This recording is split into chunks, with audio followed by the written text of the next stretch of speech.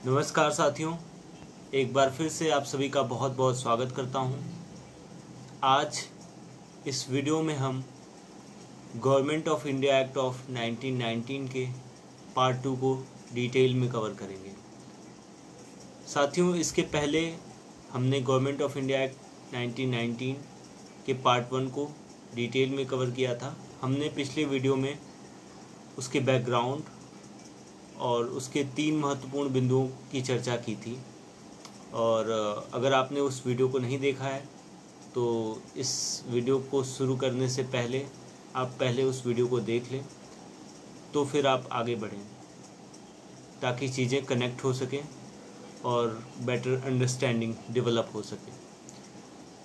तो मेरे प्यारे साथियों, आज हम उसके government of India act of 1919 के बचे हुए से सभी इम्पोर्टेंट पॉइंट्स को कवर करेंगे, उनको समझने की कोशिश करेंगे कि वो क्या थे, और उसमें कुछ एक्स्ट्रा पॉइंट्स होंगे तो उसे भी मैं ऐड करूँगा। तो सबसे पहले साथियों, जो गवर्नमेंट ऑफ इंडिया के पार्ट 2 में अगर हम बात करें, जो बचे हुए पॉइंट्स थे, तो सबसे पहले हम वायसरॉय के एग्जीक्यूटिव काउंसिल की चर्चा करते हैं। साथियों, वायसरॉय की एग्जीक्यूटिव काउंसिल में आप सभी को पता है, अगर आप पीछे सभी वीडियो देखते आ रहे हों, प्लेलिस्ट की सभी वीडियोस को आपने सीक्वेंस वाइज देखा होगा, तो आप एक पैटर्न को नोटिस कर रहे होंगे कि इंडियंस की पार्टिसिपेशन लगातार बढ़ रही है ब्रिटिश एडमिनिस्ट्रेशन में, लॉ मेकिंग में, एग्जीक्यूटिव काउंसिल में। तो उन्होंने इस बार government of India act of 1919 में उस पार्टिसिपेशन को और बढ़ाया, और उन्होंने वायसरॉय की जो एग्जीक्यूटिव काउंसिल थी उसमें 3 आउट ऑफ 6 मेंबर्स इंडियंस होने चाहिए, ये बात कही थी गवर्नमेंट ऑफ इंडिया एक्ट 1919 में। मतलब 6 मेंबर्स होंगे एग्जीक्यूटिव काउंसिल में, उसमें से 3 मेंबर्स इंडियंस ही होने चाहिए, भारतीय होने चाहिए। तो ये एक प्रावधान किया गया, इस बात को बताया गया, कहा गया गवर्नमेंट ऑफ इंडिया एक्ट 1919 में। अब बात करते हैं साथियों इसके दूसरे इम्पोर्टेंट फीचर्स की, इसके अगले इम्पोर्टेंट फीचर्स की।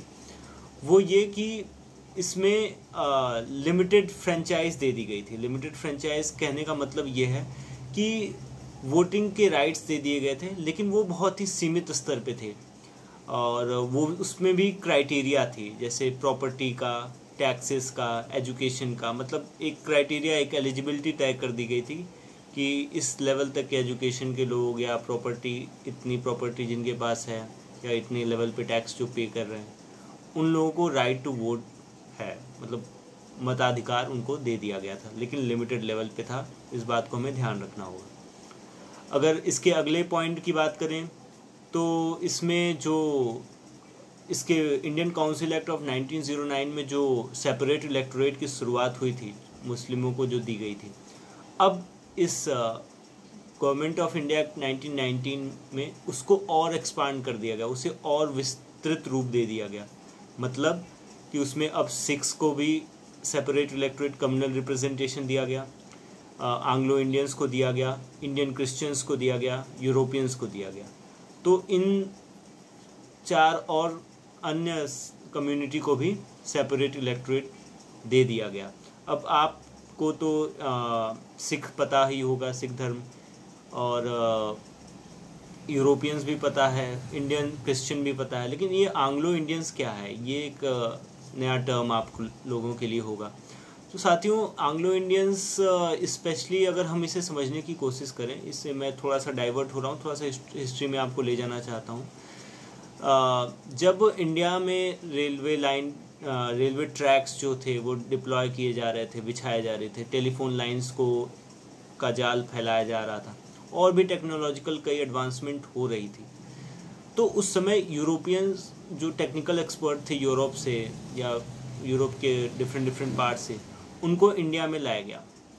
तो उन्होंने क्या किया, वो इंडिया में उन्होंने काम करना शुरू किया। फिर वहाँ इंडिया में वो इंडियन गर्ल्स से उन्होंने शादी की, इंडियन वुमेन से शादी करके वो सेटल हो गए, और एक तरह से जो उनके बच्चे थे जो मतलब फादर जो थे वो यूरोपियन ओरिजिन के थे, मदर जो थी वो इंडियन ओरिजिन की। तो इनकी जो प्रोजनी होगी, जो इनकी जो संतान उत्पत्ति होगी, उन संतानों को या उनको जो इंडियन नेटिव के थे, लेकिन उनका ओरिजिन जो था, फादर जो थे उनकी एंसेस्ट्री यूरोप से मिलती थी, और मदर जो थे वो इंडियंस थी, इंडिया को बिलोंग करती। तो उनके जो प्रोजनी हुए, उनके जो बच्चे हुए, उनको एंग्लो इंडियंस का नाम दिया जाने लगा।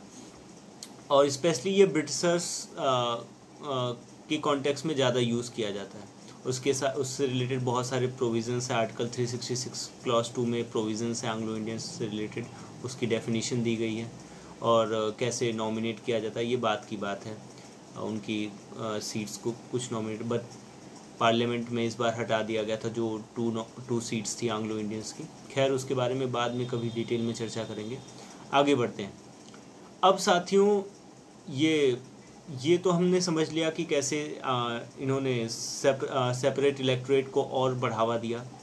फिर अगर अगले बिंदु की चर्चा करें तो एक नई ऑफिस क्रिएट कर दी गई। नई ऑफिस क्रिएट करने का मतलब हाई कमिश्नर की, लंदन में इंडियन हाई कमिश्नर की एक नई ऑफिस ओपन कर दी गई।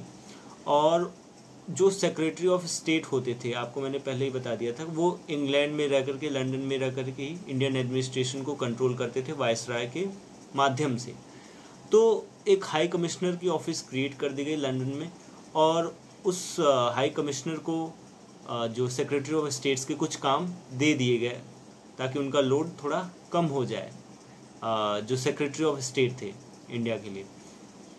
तो एक ये भी एक इम्पॉर्टेंट बात थी इस एक्ट की। अगर हम अगले इम्पॉर्टेंट पॉइंट की चर्चा करें तो एक तरह से पब्लिक सर्विस कमीशन को इस्टेब्लिश करने की बात हुई, और जिसके तहत as a result of that जिसके परिणाम स्वरूप क्या हुआ कि 1926 में सेंट्रल पब्लिक सर्विस कमीशन की स्थापना हुई, जिसे फेडरल सर्विस कमीशन भी बोला जाता है। हिंदी में केंद्रीय लोक सेवा आयोग आप सुनते ही होंगे, बहुत सारे एग्जामिनेशन कंडक्ट होते हैं इनके माध्यम से। तो ये हुआ, लेकिन आफ्टर इंडिपेंडेंस, आज़ादी के बाद, स्वतंत्रता के बाद, जो फेडरल पब्लिक सर्विस कमीशन था और या सेंट्रल पब्लिक सर्विस कमीशन था, उसे यूनियन पब्लिक सर्विस कमीशन के नाम से जाना जाने लगा, जिसे शॉर्ट में यूपीएससी कहते हैं, संघ लोक सेवा आयोग जिसे आप बोल सकते हैं। और ये यूपीएससी एक संवैधानिक निकाय है, कॉन्स्टिट्यूशनल बॉडी है, और ये एक तरह से प्रीमियर एजेंसी है सेंट्रल गवर्नमेंट की, जो कि रिक्रूट करती है ग्रुप ए और ऑल इंडिया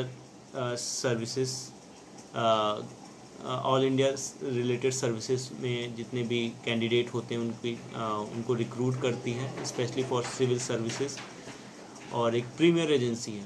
और अब बात करें साथियों, तो अब इसके अगले महत्वपूर्ण बिंदु की अगर हम चर्चा करें तो अल्टीमेटली क्या हुआ कि इस एक्ट में लास्ट में एक स्टैट्यूटरी कमीशन के अपॉइंटमेंट की भी बात की गई, जो कि गवर्नमेंट ऑफ इंडिया एक्ट जो था, जो ये चल रहा है, इस एक्ट को इंक्वायर करेगा, इसमें छानबीन करेगा क्या चीज़ें सही हैं, क्या गलत है, क्या वर्क कर रही हैं, क्या वर्क नहीं कर रही, इसकी वर्किंग को देखेगा, और वो रिपोर्ट करेगा after 10 years the enactment of this government of India act 1919। मतलब गवर्नमेंट ऑफ इंडिया एक्ट जब से वो लागू हो जाएगा, उससे 10 साल के बाद एक कमिटी, एक स्टैट्यूटरी कमीशन अपॉइंट किया जाएगा, जो कि इस एक्ट के प्रॉस कॉन्स को देखेगा, क्या चीज़ें वर्क कर रही हैं, क्या नहीं कर रही हैं, उससे रिलेटेड सभी पहलुओं को जांचेगा, परखेगा, और उससे रिलेटेड कुछ अपनी रिपोर्ट्स देगा,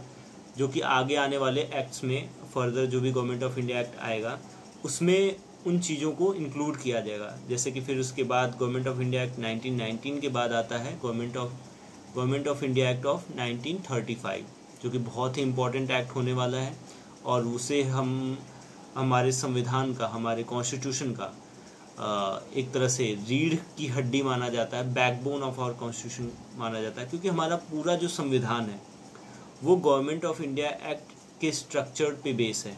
तो मतलब एक तरह से वो बहुत ही इम्पोर्टेंट एक्ट होने वाला है। तो उस एक्ट को स्टार्ट करने से पहले हमें साइमन कमीशन को देखना पड़ेगा, जो कि गवर्नमेंट ऑफ इंडिया के अंदर में उसके बारे में बात की गई थी, मतलब उससे रिलेटेड कमीशन की बात की गई थी, जिसे फिर जो कमीशन बना था जिसने इसको इंक्वायर किया था और रिपोर्ट किया था वो साइमन कमीशन था। फिर कम्युनल अवार्ड एक इम्पॉर्टेंट टॉपिक आता है। उसके बाद हम स्टार्ट करेंगे गवर्नमेंट ऑफ इंडिया एक्ट 1935। साथियों, इसी के साथ गवर्नमेंट ऑफ इंडिया एक्ट 1919 को हमने डिटेल में पूरी तरह से कवर कर लिया है।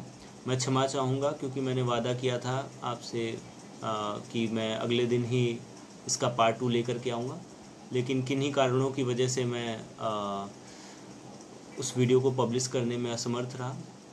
सो मैं उसके लिए I am sorry for that, and I hope you like this video, और like, share and subscribe, and don't forget to hit the bell icon, and that's all. Thank you. अपना बहुत बहुत ख्याल रखिएगा।